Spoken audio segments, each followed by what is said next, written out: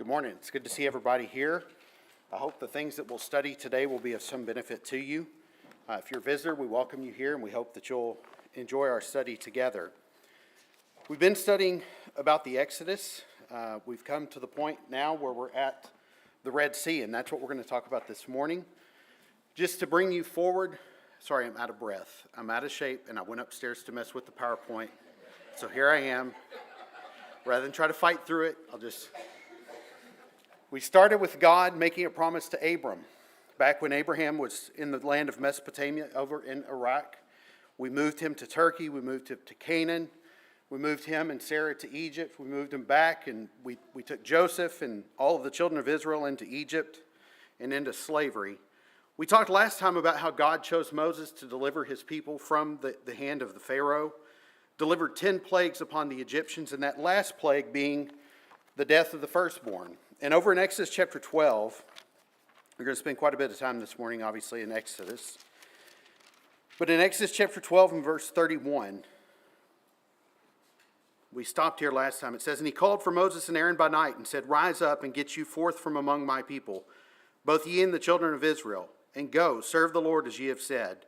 Also take your flocks and your herds as ye have said, and be gone, and bless me also.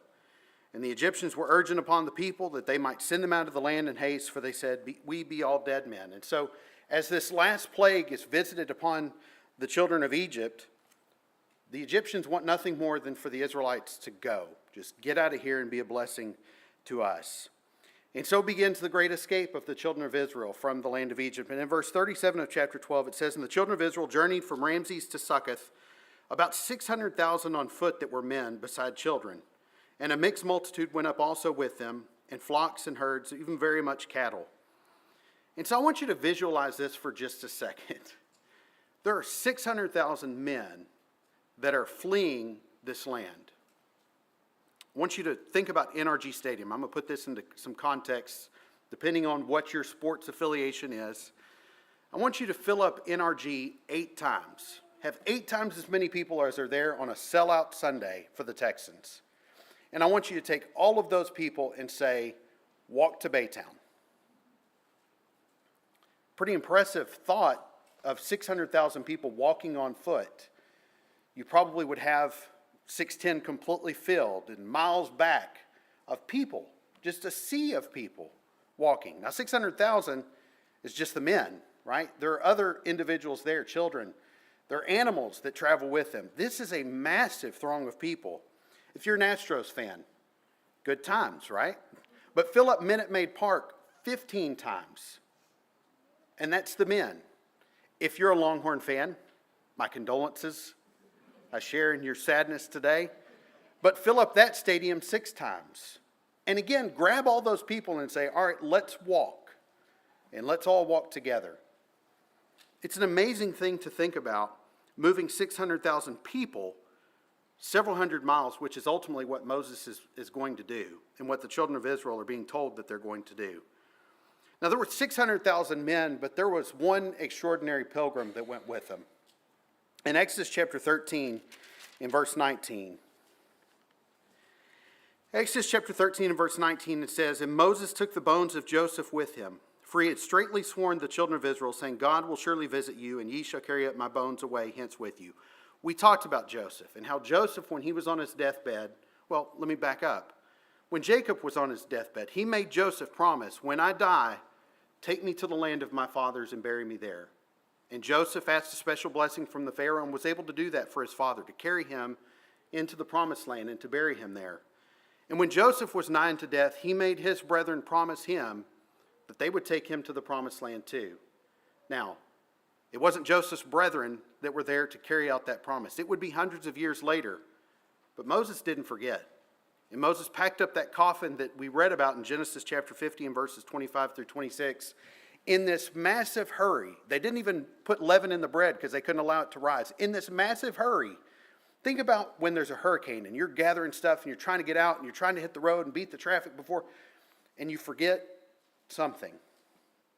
Moses didn't forget Joseph because Moses knew that Joseph had been the one that was ultimately why they were able to escape from Egypt, because he had provided for them when he was in the house of Pharaoh. Hundreds of years since that promise, but they hadn't forgotten. Which way would you go? So Moses says, we're going to get out of here. We're going to go to the promised land. Which way do you go? Now that may seem like a silly question, but over in Genesis chapter 37, verse 25, when I think about the Exodus and when I think about Moses leading the people, I think of this vast wilderness with shrubs and sand and nothing, right? There's nothing. It's just open land, desert.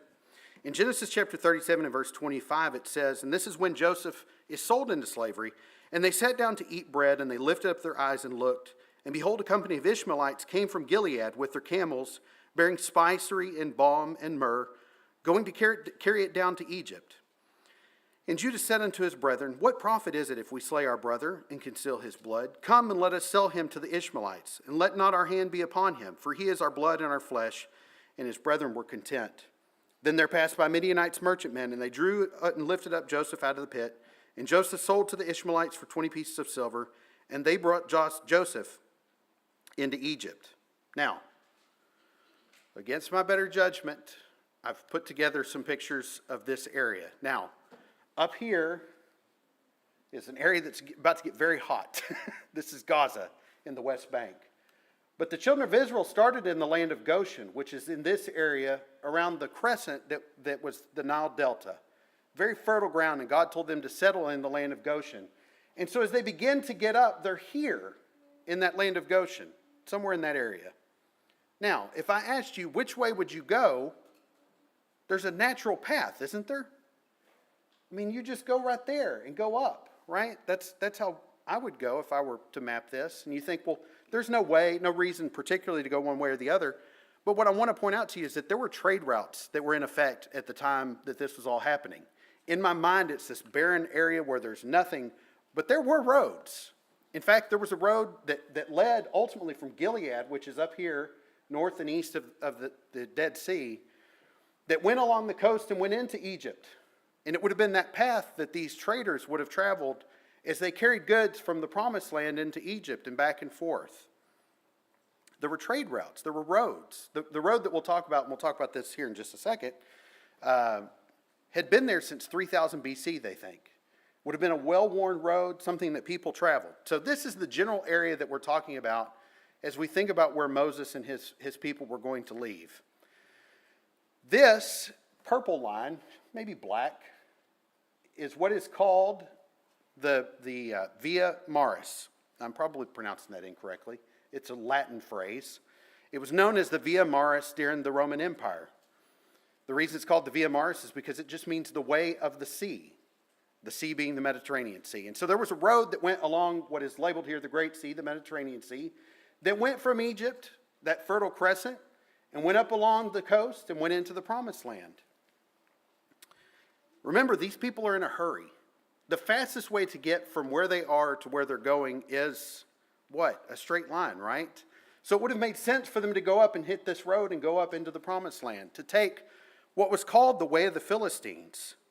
Now, this Via Maris, part of this road was called the Road to the Philistines. This portion that I'm pointing out right here was the Way of the Philistines. And the reason that is because the Philistines lived in Gaza.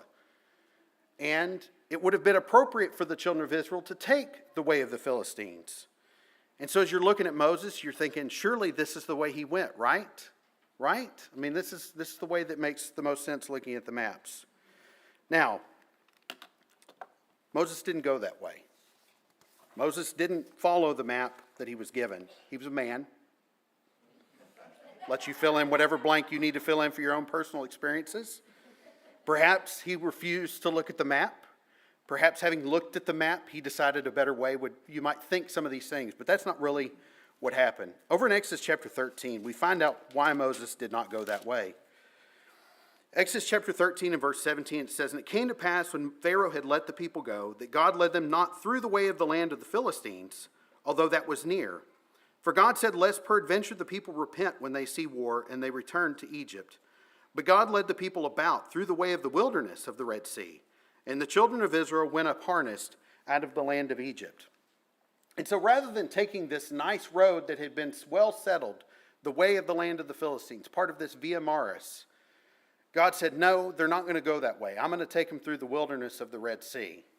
And so this next slide, you'll see here the wilderness toward the land of the Philistines, this road up here. This red line is ultimately the path. And you'll see this is beyond the scope of our sermon here today. But there's a lot of windy Brandon Benoit type travel techniques used here to get from this place, the land of Goshen, up here into the promised land.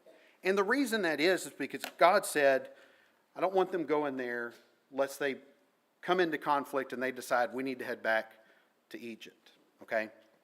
Now the Bible here says in Exodus chapter 13, verse 18, or 17, no, 18. It says, and the children of Israel went up harnessed out of the land of Egypt. Now when I think of the word harnessed, I think somebody skydiving and they've got a harness on with the parachute and they're harnessed up, right? That's not what this means. The New King James Version uses this phrase and says it's in orderly ranks. Single file line, if you will, perhaps. The English Standard Version actually uses the phrase equipped for battle. These people are leaving into a land they're not certain of. Now remember, they've been slaves in the land of Egypt for hundreds of years. These are not worldly people that have traveled outside the bounds of Egypt. And so they're going into a land that's completely unknown to all of them. And so as they gather, as they prepare to leave, they're equipped for battle. They're ready to go into whatever may come their way. God looks at them and says, these people aren't going to war. They can't handle this. I can't send them down this road. I got to send them somewhere else. And the reason that is because the way of the Philistines was a very hotly contested road. The Philistines were a very warlike people, and they were not the only people like that in this area. The Phoenician settlement, you think of the Bronze Age and some of the weapons that came with the Bronze Age. Even in the times of David, when it's describing David and Goliath's battle, it says that Goliath had a bronze helmet and a chain of mail. He had all these things that the children of Israel did not have. The weapons of the people of the Philistines was very advanced. They were very warlike people. And so God said, that's not the road I want them to go, for fear that they turn back and go the other way. Now, you're herding 600,000 men and children and women and animals and all. How do you get them to go the same way? There's no road signs, 16 kilometers to Gaza or something like that where we're on the right track. There's no CB radios or cell phones. For those of you children, I know my kids have no idea what a CB radio is. When we were young, when we went camping, when we would go with our grandparents and the Dagleys, everybody would have a CB radio. And the way you communicated was you had this little handset and you pushed the button and you talked. And the people you were on the same channel with heard what you said. And everybody had their own little nickname. I have no idea where that came from, why that was a thing with CB radios, but I remember there was a grub worm and a lady grub worm and a raging Cajun or something. Anyways, the way you communicated, hey, we want to stop and eat up ahead, was you got on the CB radio and you said, hey, we're going to stop and eat up ahead. Or, hey, take a left here, that's a better way than what the map showed. Today it's cell phones. You might text, hey, we were talking with Brittany yesterday going up to Normandy and she was way ahead of us. Well, I could tell where she was because we were talking. I just passed the new Waverly exit. In this time period, there's no way to communicate. Now, remember, we're talking about miles and miles of people. How do you get those people to go in the same direction? God comes up with a plan. In Exodus chapter 13 and verse 21 and 22, it says, and the Lord went before them by day in a pillar of a cloud to lead them the way, and by night in a pillar of fire to give them light, to go by day and by night.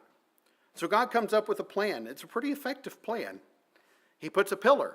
Now in the daytime it was a pillar of cloud. At night it was a pillar of fire. And the children of Israel could look and see where that pillar was, and that was their guiding beacon. Yesterday, Amber and I went to Normandy, to Hilltop Lakes for Christy's mother's funeral. And there are a couple of different things I'm going to say during the sermon that I either have to word carefully or I'm going to have to pull down this sermon for fear that they may be held against me later in a court of law. We went to College Station after the funeral. Don't look at me like that. So there's a place called Rosa's Cafe. And anytime we're within about 500 miles of a Rosa's Cafe, someone in our family, not me, despite what you were looking at and thinking, someone in our family wants to travel to Rosa's Cafe. Well, Amber, she of slight stature, decided we were going to go to College Station. So we took off from Hilltop Lakes, and she was using Waze. Waze told us to turn down County Road something. I don't remember what it was, but County Road something near Hilltop Lakes is not really so much road as it is mud that's been beaten down. And so Amber asked, are you sure we're going the right direction? Now, Moses' wife did not have to ask him, are you sure we're going in the right direction? Because had she said, hey, Moses, I think we're going the right direction, all he'd have to do is point and go, I think I'm going the right way. This is the plan that God came up with to make sure this mass of people was taken care of and that they were going the right direction. He gave them a path to travel. And so that's how they knew they were going the right way. So in Exodus chapter 14, and beginning of verse 1, it says, and the Lord spake unto Moses, saying, speak unto the children of Israel that they turn and encamp before Pi-hahiroth, between Migdol and the sea, over and against Baal-zephon. Before it shall ye encamp by the sea. For Pharaoh will say of the children of Israel, they are entangled in the land. The wilderness hath shut them in. And I will harden Pharaoh's heart, that he shall follow after them. And I will be honored upon Pharaoh and upon all his host. And the Egyptians may know that I am the Lord. And they did so. And it was told the king of Egypt that the people fled. And the heart of the Pharaoh and of his servants were turned against the people. And they said, why have we done this, that we have let Israel go from serving us? And he made ready his chariot and took his people with him. And he took 600 chosen chariots and all the chariots of Egypt and captains over every one of them. And the Lord hardened the heart of Pharaoh, king of Egypt. And he pursued after the children of Israel. And the children of Israel went out with a high hand. But the Egyptians pursued after them, all the horses and chariots of Pharaoh, and his horsemen and his army, and overtook them encamping by the sea between Pi-hahiroth before Baal-zephon. And when Pharaoh drew nigh, the children of Israel lifted up their eyes, and behold, the Egyptians marched after them. And they were sore afraid. And the children of Israel cried out unto the Lord. And they said unto Moses, because there were no graves in Egypt, hast thou taken us away to die in the wilderness? Wherefore hast thou dealt thus with us, to carry us forth out of Egypt? Is not this the word that we did tell thee in Egypt, saying, let us alone, that we may serve the Egyptians? For it had been better for us to serve the Egyptians than that we should die in the wilderness. So this map shows this ultimately. It shows us where Migdol is. This area just to the west of the Red Sea. In between this dot in the water, approximately, is where the children of Israel would have encamped that night. Pharaoh wakes up one day and says, we shouldn't have done that. We just let all of our servants go. Why did we do that? And he changes his mind. He hardens his heart one last time. And he says, wait a minute. They didn't go the way of the Philistines. They're not out yet, right? They're stuck here in this wilderness. They don't even know where to go. These people, these slaves, they don't know where to go. Let's go capture them and bring them back. That's what we should do. So he rounds up his army and he goes after them. And this mass of people, 600,000 men, harnessed for war, right? Ready for battle. And they see as they're encamped across the way the people of the army of Egypt, and they lose their will. They lose everything. They're sore afraid. They begin to cry to God. Why are you doing this? We're going to die in this wilderness. You brought us out here because there weren't enough graves over here, and now there's plenty of room for us to be buried here. And how could you do this to us, Moses? Right? Just by seeing the army of the Pharaoh. And as their backs are against this water, as their knees are knocking one against the other, this next 19 verses happens. Up against the wall, poorly equipped to handle the army of the Pharaoh. In verse 13, Moses says, fear ye not, stand still, and see the salvation of the Lord, which he will show to you today. For the Egyptians whom ye have seen today, ye shall see them again no more forever. The Lord shall fight for you, and ye shall hold your peace. And the Lord said unto Moses, wherefore criest thou unto me? Speak unto the children of Israel that they go forward. But lift thou up thy rod, and stretch out thine hand over the sea, and divide it. And the children of Israel shall go on dry ground through the midst of the sea. And I, behold, I will harden the hearts of the Egyptians, and they shall follow them. And I will get me honor upon Pharaoh, and upon all his hosts, upon his chariots, and upon his horsemen. And the Egyptians shall know that I am the Lord, when I have gotten me honor upon Pharaoh, upon his chariots, and upon his horsemen. And the angel of God, which went before the camp of Israel, removed and went behind them. And the pillar of the cloud went from before their face, and stood behind them. And it came between the camp of the Egyptians and the camp of Israel. And it was a cloud and darkness to them. But it gave light by night to these, so that the one came not near the other all the night. And Moses stretched out his hand over the sea, and the Lord caused the sea to go back by a strong east wind all that night, and made the sea dry land, and the waters were divided. And the children of Israel went into the midst of the sea upon the dry ground, and the waters were a wall unto them on their right hand and on their left. And the Egyptians pursued and went in after them to the midst of the sea, even all Pharaoh's horses, his chariots, and his horsemen.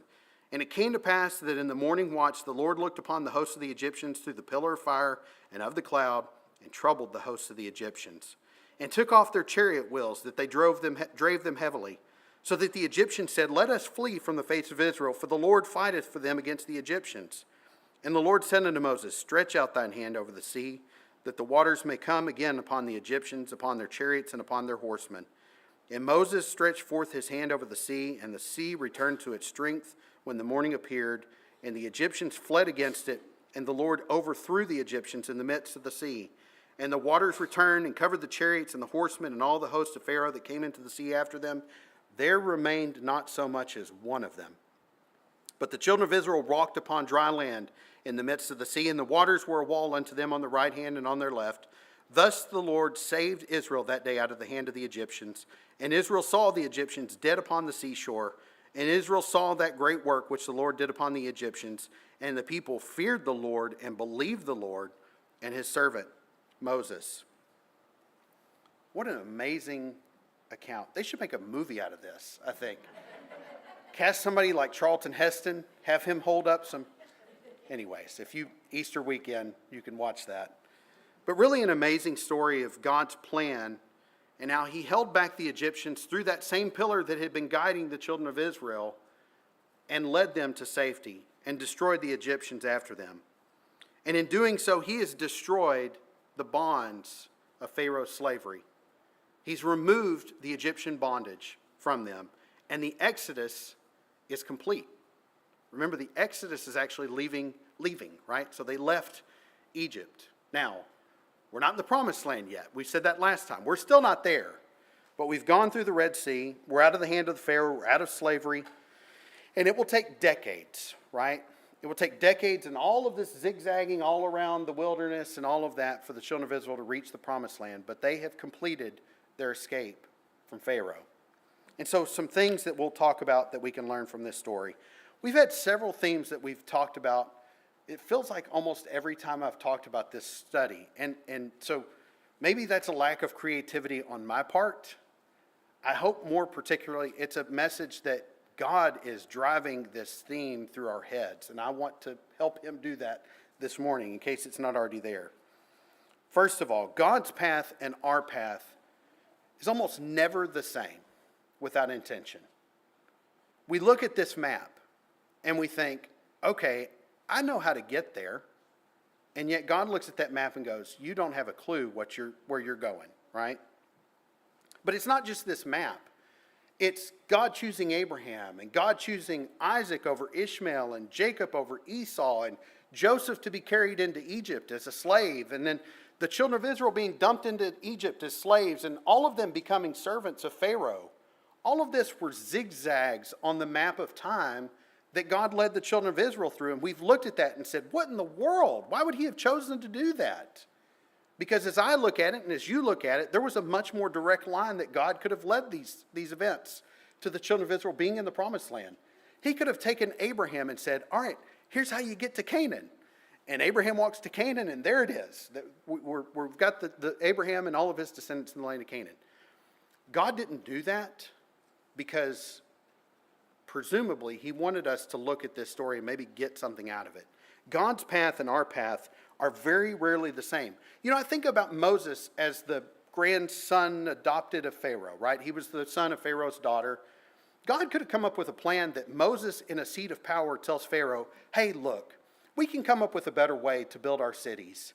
Let's let the children of Israel go from captivity. And he convinces the Pharaoh to do that. That would have been a more direct path than what we see on this map. And yet God chose not to do that. This map is what God chose to do. I'm going to take this down so I don't mess with it anymore. Over in Jeremiah chapter 10 and in verse 23.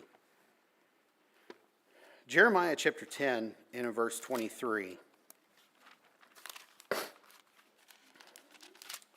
Here the Bible says, O Lord, I know that the way of man is not in himself. It's not in man that walketh to direct his steps. Now, there is a way inside of us, right? What Jeremiah is trying to say here is that the good way is not within man. In Proverbs chapter 14 and verse 12, a very familiar passage that we read quite often, Proverbs chapter 4 and verse 12, it says, "There's a way which seemeth right unto a man, but the ends thereof are the ways of death." Had God allowed the children of Israel to take the way of the Philistines, the most direct path, they would have been met with death and destruction.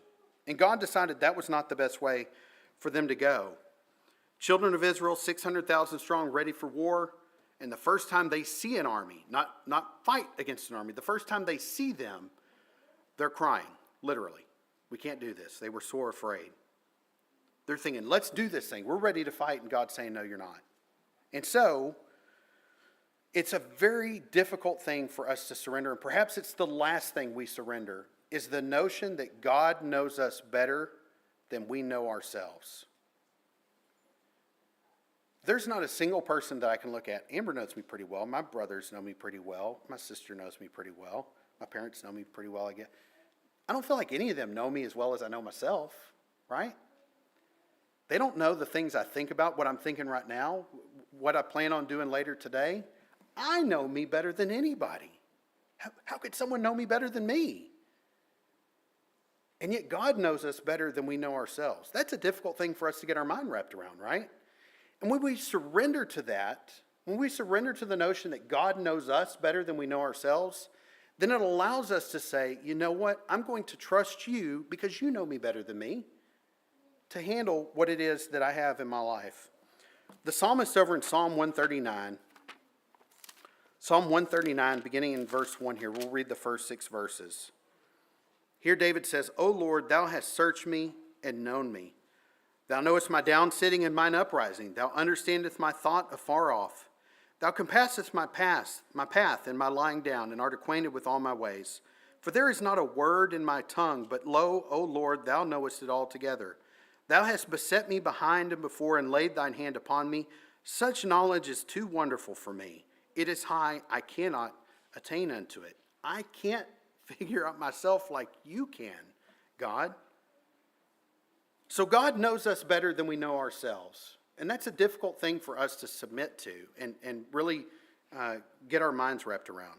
But he also knows the path ahead a lot better than we do. He sees what's on our horizon. He knows what's going to happen to Jerry today. He knows where you're eating for lunch or where you're eating for dinner. He knows all of this because he's seen time unfold. You know, Waze is a wonderful tool. It tells us when there's a wreck ahead. It tells us when there's traffic. It tells us yesterday in between Hilltop Lakes and College Station that there was roadkill. I didn't know that Waze understood the concept of roadkill, but there was roadkill somewhere. I think I hit it. You know, I trust when I put in an address into Waze, I trust that it's going to tell me the right way to go because it has data that I don't have, right? It knows that there's a wreck on 45, or it knows that there's a football game in College Station. Why anybody would travel to do that, I don't understand. But it tells me things that I don't know. You know, as I think about that and I think about some of this stuff, I begin to realize I trust Waze more than I trust God. Do you feel the same way? I implicitly rely on Waze. It tells me to turn down County Road, whatever. Yep, doing that. Here I go. God tells me to do something. I don't know that that's really going to work out best for me, God. Let me come up with a different path. God knows the path ahead better than we do. We should trust in him. He knows better what deliverance he wants to give to you. Why did God not want the people to go down the way of the Philistines? Because there was war up ahead. He led them into the wilderness, and what was up ahead?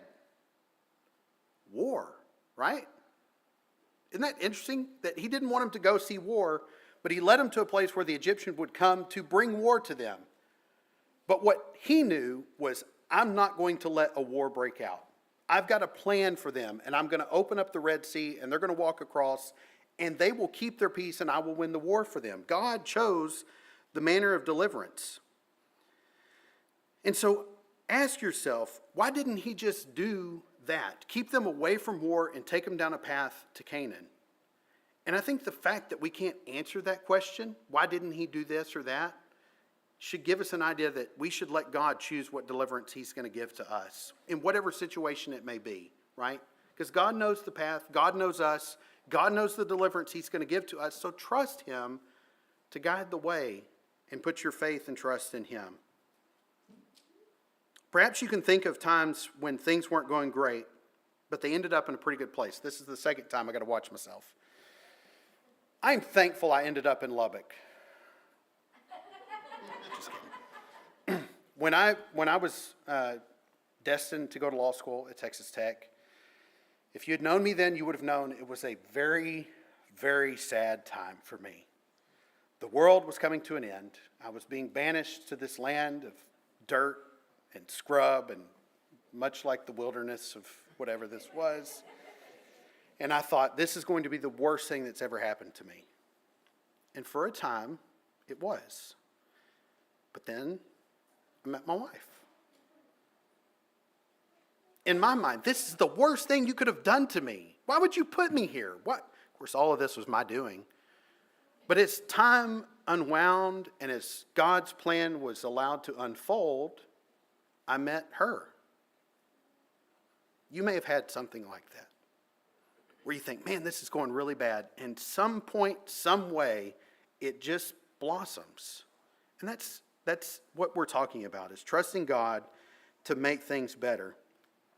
God delivers on his promise. In Genesis chapter 15, hundreds of years before what we just described with them leaving, God told Abram, you're going to be in bondage. Your children are going to be in bondage. And in that same chapter, he told him, I'm going to get them out.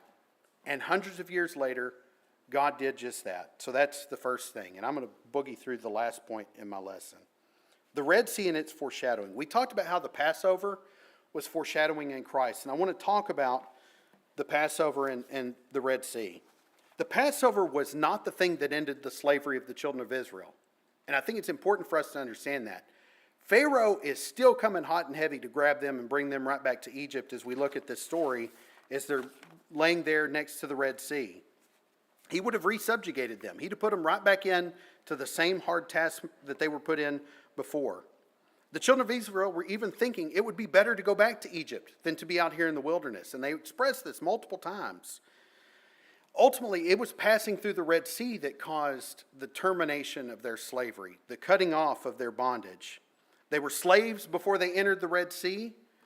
They were delivered out of the hands of the Egyptians after, and all of Pharaoh's men and his designs on recapture were destroyed after they passed through the Red Sea. So, what is our slavery? In John chapter 8 in verse 31 through 35, Jesus here is speaking to some Jews, and he gives them an interesting concept. In John chapter 8 and verse 31, it says, Then said Jesus to those Jews which believed on him, If you continue in my word, then are ye my disciples indeed, and ye shall know the truth, and the truth shall make you free. Now there were Jews sitting there, and they answered him, We be Abraham's seed, and we were never in bondage to any man. How sayest thou, ye shall be made free? We've never been slaves. What are you talking about? We'll be free. Jesus answered them, Verily, verily, I say unto you, whosoever committeth sin is the servant of sin. And the servant abideth not in the house forever, but the Son abideth forever. These Jews were saying, we've never been in bondage. And yet Jesus says, if you've committed sin, you are in bondage to sin. You are the servant or the slave of sin. So I want to ask you, what immediate image would be conjured up in the mind of a Jew, a child of Israel, when they use the word bondage? What's the first thing that probably popped into their mind when they thought about slavery or about servitude or about bondage? Could it have something to do with that Passover that they remembered every year? Hey, you remember how our ancestors were in slavery and they weren't allowed to leave and we were in bondage? Those Jews would have made an immediate connection back to the Red Sea and the delivery that was occasioned on that event.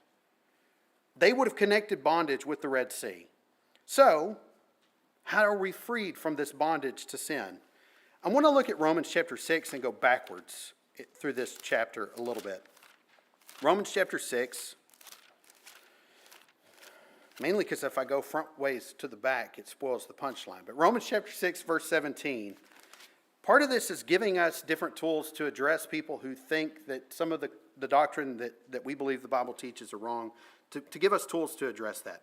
Romans chapter 6, verse 17 says, But God be thanked that you were the servants of sin, So you've committed sin. Jesus said that you became the servants of sin, but ye have obeyed from the heart that form of doctrine which was delivered you. Being then made free from sin, you became the servants of righteousness. So there was something that happened that caused them to be free from sin, to receive the deliverance from sin. Paul here is describing the exodus from sin, if you will. How are we freed from our sin? Romans chapter 6 and verse 7, let's take a step back a little bit. It says, for he that is dead is freed from sin. So we have to die to be free from sin. That seems like a pretty extreme thing to do, right? I mean, if I have to die to be free from sin, it doesn't leave a whole lot of being servant of righteousness thereafter, right? And so how do we die to be free from sin? Romans chapter 6 verse 3 says, know ye not that so many of us as were baptized into Jesus Christ were baptized into his death? Therefore we are buried with him by baptism into death, that like as Christ was raised up from the dead by the glory of the Father, even so we also should walk in newness of life. For if we've been planted together in the likeness of his death, we shall be also in the likeness of his resurrection.